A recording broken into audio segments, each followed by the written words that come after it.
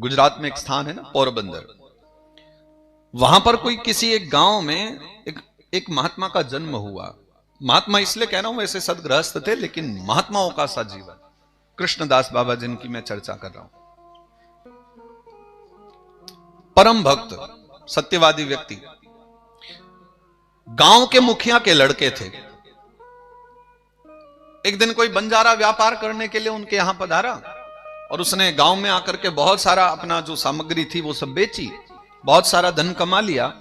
और धन कमाने के बाद जब वापस जाने की तैयारी कर रहा था तो कृष्णदास जी के जो पिताजी हैं वो गांव के मुखिया होने के कारण उन्होंने किसी न किसी प्रकार से अपनी राजनीति में उस बंजारे को फंसा लिया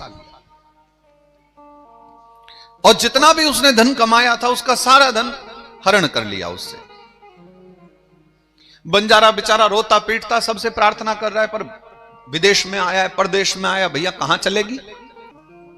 तब धर्म के लिए लड़ने वाले व्यक्ति, तब सत्य के साथ देने वाले कृष्णदास जी आगे आए।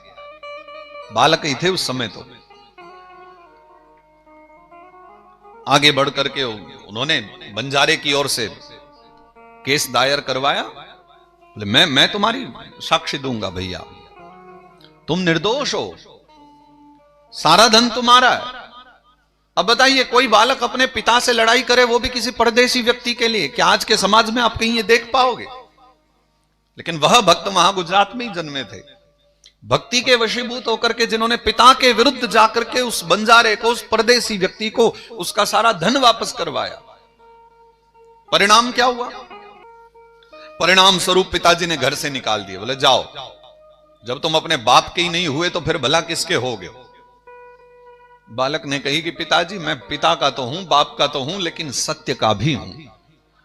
असत्य का, पिता भी अगर असत्य के साथ है तो मैं पिता की भी सम्मति नहीं मानूंगा।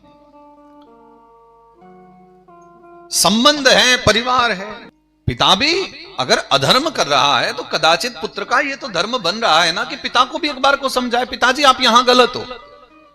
हालांकि हमारे धर्म में माना गया पिता भगवान का रूप है, पितृदेवो भव।